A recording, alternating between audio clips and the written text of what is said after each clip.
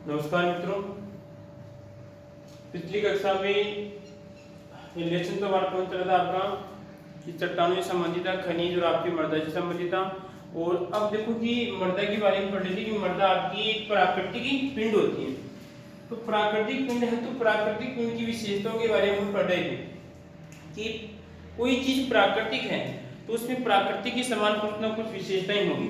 प्राकृतिक के समान क्या होगी, कुछ ना कुछ विशेषताएं उसमें होगी। तो कौन कौन सी विशेषताएं होगी देखिए हम। तो पहली बात तो कि कोई भी प्राकृतिक होगा हमने पढ़ लिया था पिछली कक्षा में कि एक तो क्या थी आपकी विशेषता की बात करते हैं वो विनाशकारी होना चाहिए। क्या होना चाहिए? विनाशकारी। ठीक है। और उसके बाद में संश्लेषित, क्या होना चाहिए आपका? संस और आपका ये लेशित होना चाहिए। ठीक है। और एक उसमें पाया जाना चाहिए वह परिवर्तनशील का गुण पाया जाना चाहिए। परिवर्तनशील का गुण पाया जाना चाहिए तो हम उसे क्या कर सकते हैं? प्राकृतिक कह सकते हैं। और पिंड और कण का अंतर मैंने कल आपको समझा दिया था। उसके बाद में कि जो मृदा होती है इस मृदा को एक गतिशील पिंड माना जाता है। क्या माना जाता है? गतिशील पिंड, गतिशील प्राकृतिक पिंड माना जाता है। तो गतिशील प्राकृतिक पिंड क्यों मानते हैं? तो देखिए आप कि गतिशील प्राकृतिक पिंड मानने का कारण ये है कि जैसे मान लीजिए आपका जो सजीव पदार्थ होता है, सजीव पदार्थ का जैसे जन्म होता है, जन्म होने के बाद में क्या होता है? उसका विकास होता है। विकास की प्रक्रिया एक लंबी प्रक्रिया चलती है। तो अब आप बताइए कि जब कोई छोटा बच्चा, जिसे बात करते हैं बच्चा जन्म लेता है, तो जन्म लेने के बाद तुरंत थोड़ी ना भाई कि वो कुछ क्रियाकलाप करने लगता है, कहने का मतलब विकास उसका भी बड़ा मेच्योर हो जाता है कि बड़ों की तरह इस प्रकार बातें करने लगते हैं। यानी कुछ समय लगता है उसको बड़े की तरह या वयस्क बनने में, कुछ समय लगता है। उसी प्रकार जो आपकी मृदा है उसी मृदा को वयस्क बनने में कुछ समय लगता है। तो वो विकास की प्रक्रिया किस प्रकार होगी? जैसे मृदा की बात करते हैं पेतृक पदार्थ। पेतृक पदार्थ कौन कौन से हैं? इसके जो पेतृक पदार्थ हैं, पेतृक पदार्थ इसकी चट्टानें, क्या है आपकी इसकी चट्टानें। तो इन चट्टाने के द्वारा क्या होता है? इसका निर्माण होता है। तो चट्टाने के द्वारा निर्माण होने के बाद में क्या होता है? धीरे धीरे विकास होता है। और इस विकास की प्रक्रिया के कारण अब ये तो है नहीं कि आपने कि तुरंत चट्टान के द्वारा जब मृदा का निर्माण हुआ या पेतृक पदार्थ से मृदा का निर्माण हुआ तो तुरंत आप ये कहने का मतलब मृदा उपजाऊपन के लिए तैयार नहीं हो सकती, कुछ समय लगता है। यानी कुछ उसमें पोषक तत्व मिलने में समय लगता है। विकास की एक चरणबद्ध तरीका होता है। इस विकास के चरणबद्ध तरीके का क्या कहते हैं? इसे गतिशील प्राकृतिक पिंड मानते हैं। बोलो कोई दिक्कत इसमें? उसके बाद में कि मृदा का क्या होता है? पृष्ठीय क्षेत्रफल होता है। क्या होता है? मृदा का पृष्ठीय क्षेत्रफल पाया जाता है। तो कौन सा कहलाता है आपका? कि अगर ये आपकी मृदा है, ये आपकी क्या है? मृदा है। इसकी अगर बाहर की ओर जो इसका क्षेत्रफल है, इस क्षेत्रफल की बात करते हैं तो मृदा का एक पृष्ठीय क्षेत्रफल होता है। और मृदा कहने का मतलब गहरी परत के रूप में पाई जाती है। और कोई दिक्कत इसमें? उसके बाद में कि अब मृदा में क्या होते हैं कि सूक्ष्म जीव, सूक्ष्म जीवों क्या होता है? क्रियाकलाप होता है जिससे बात करते हैं या मृदा को इसमें फायदा होता है। कोई समस्या आती है इसमें? तो आप क्या लिखेंगे फिर प्राकृतिक पिंड कि मृदा हमारी एक प्राकृतिक पिंड है। इसमें प्राकृतिक पदार्थों के समान गुण पाए जाते हैं। प्राकृतिक पदार्थों में विनाशकारी, संश्लेषित और परिवर्तनशील के गुण पाए जाते हैं, जिस कारण मृदा को भी हम एक प्राकृतिक पिंड मानते हैं। और मृदा को हम एक गतिशील पिंड भी मानते हैं क्योंकि मृदा का विकास एक धीरे धीरे एक चरणबद्ध तरीके से होता है। इसी कारण से हम गतिशील पिंड मानते हैं। इसमें अनेक सूक्ष्म जीवों क्या होते हैं? इसमें क्रियाकलाप पाए जाते हैं तथा ये पादप को एक यांत्रिक सहारा प्रदान करने का कार्य करती है। कोई दिक्कत याद है इसमें? अब अगले बिंदु की बात करते हैं। अगला बिंदु आता है कि मृदा पौधे के लिए एक माध्यम का कार्य करती है। कि एक मीडियम, कौन सी मीडियम का? तो हम ये भी जानते हैं कि आप सोचिए कि जैसे मान लीजिए राजस्थान की बात करते हैं। अब राजस्थान की जिले 32 और आपके 33 हैं। कितने हैं? 33 जिले हैं। अगर 33 जिलों की बात करते हैं तो सभी जिलों में क्या होती है? अलग अलग प्रकार की फसलें होती हैं। आई बात समझ में? अब ये तो नहीं कि पूरी राजस्थान में सिर्फ एक ही प्रकार की फसल होती है। जैसे रेगिस्तान की बात करते हैं तो वहाँ पे अलग प्रकार की फसल होती है, और इधर हम जैसे बांसवाड़ा की बात करते हैं या डूंगरपुर की बात करते हैं तो यहाँ पे क्या होती है आपकी अलग प्रकार की फसल होती है। इधर हम कोटा, बूंदी या झालावाड़ की देखें तो इधर आपकी अलग प्रकार की फसल होती है। इसका कारण क्या है? तो जो मृदा क्या करती है कि पादप को अलग अलग मीडियम तैयार करती है, पादप के लिए अलग अलग मीडियम प्रदान करने का क्या करती है, कार्य करती है।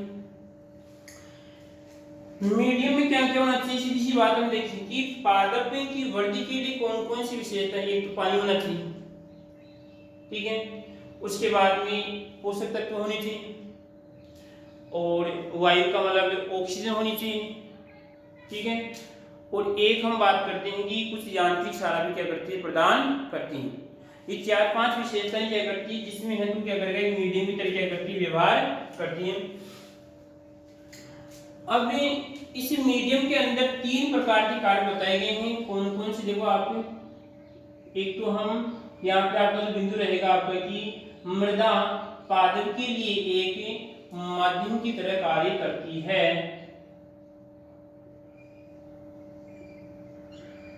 पादप के लिए एक माध्यम की तरह कार्य करती है, ठीक है। क्वेश्चन आ सकता है कि मृदा पौधे के लिए एक माध्यम की तरह कार्य करती है, इस बात को आपको सिद्ध करना है, ठीक है। तो 3 माध्यम, तो देखो यहाँ पे 3 कारक पाए जाते हैं। एक तो होता है आपका जलवायु, कौन सा होता है आपका, जल वायु कारक। दूसरा कारक है आपका जलवायु कारक है। दूसरे कारक को देखते हैं आपका जीवी कारक,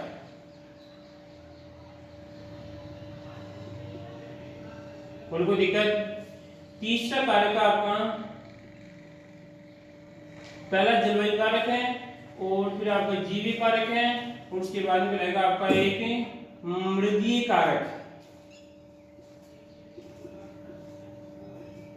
कि 3 कारक हैं जो पादप की वृद्धि के लिए क्या होते हैं, उपयुक्त होते हैं। तो इनमें से हम जलवायु कारक जानते हैं, जैसे आपका तापमान है आपका, जैसे और पानी से संबंधित है, जैसे वायु है, किसमें आएंगे आपके जलवायु कारक में। और जीव कारक में आपके अनेक प्रकार के सूक्ष्म जीव जंतु आएंगे जो क्या करते हैं, पादप की वृद्धि के लिए मिट्टी को क्या करते हैं, पोली बनाते हैं, और साथ में जैसे आपका जो नाइट्रोजन है उसको स्थिरीकरण करने का क्या करते हैं, कार्य करते हैं।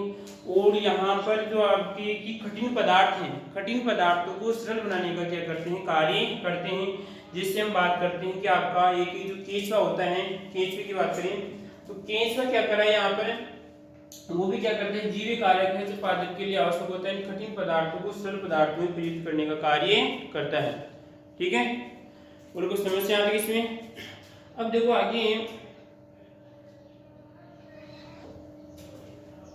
तो इन तीनों की बात करें कि जलवायु कारक है, जीवी कारक, इसमें से यहाँ पर अध्ययन करेंगे हम मृदीय कारक के बारे में अध्ययन करेंगे। तो मृदीय कारक के बारे में देखें इसमें कि दो तो आपकी इसमें जो मुख्य है वो मृदीय कारक है, क्योंकि मृदा के बारे में हम पढ़ रहे हैं।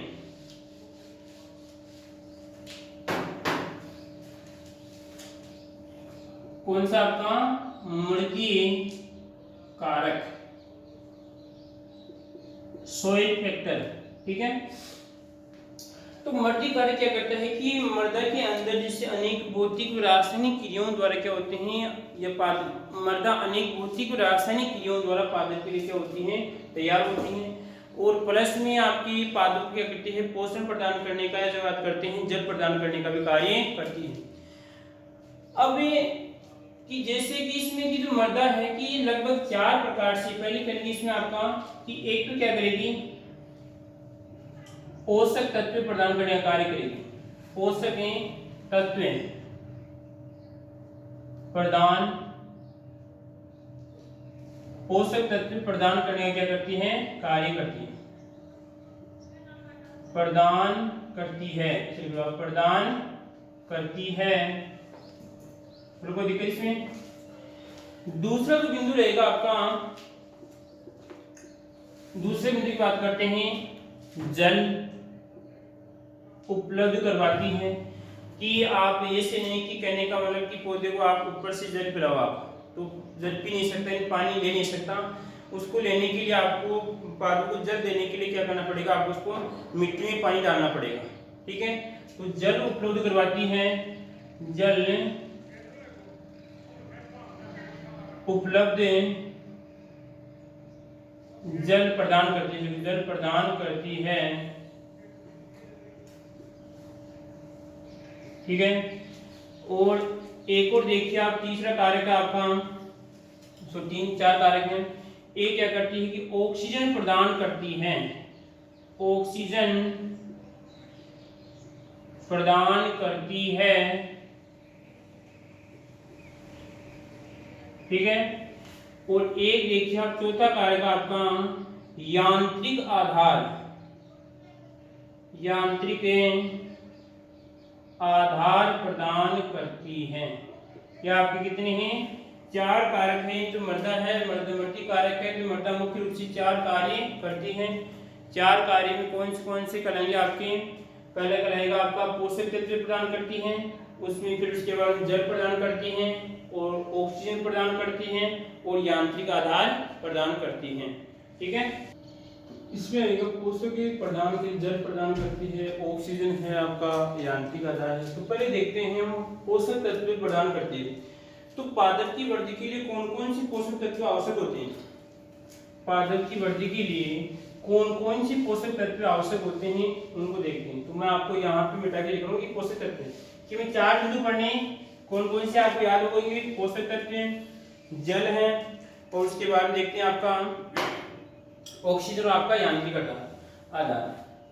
तो पोषक तत्व में कौन कौन से पोषक तत्व आवश्यक होते हैं, देखिए आप पादप की वृद्धि के लिए, जिससे आपका CHO यानी कहने का मतलब कार्बन, हाइड्रोजन और ऑक्सीजन। उसके बाद देखिए आप आपका कि NPK नाइट्रोजन, फास्फोरस और आपका पोटेशियम। फिर आपका देखिए कैल्शियम है, मैग्नीशियम है, और उसके बाद में आपका Mn मैग्नीज है, लोहा है, और आपका इसमें जिंक है, और आपका कॉपर है। उसके बाद देखिए आपका मोलिब्डेनम MO है, और यहाँ पे लोहा आ गया, और फिर कौन कैल्शियम आ गया, मैग्नीशियम आ गया, Fe आ गया। लगभग इसके अलावा और भी हो सकती हैं, परंतु जो मुख्य तत्व हैं इसके बाद क्या होता है आपका बोरोन भी होता है। ठीक है, तो ये पोषक, इसके अलावा और भी हो सकते हैं कि ये पोषक तत्व हैं जो पादप की वृद्धि के लिए क्या होते हैं, आवश्यक होते हैं।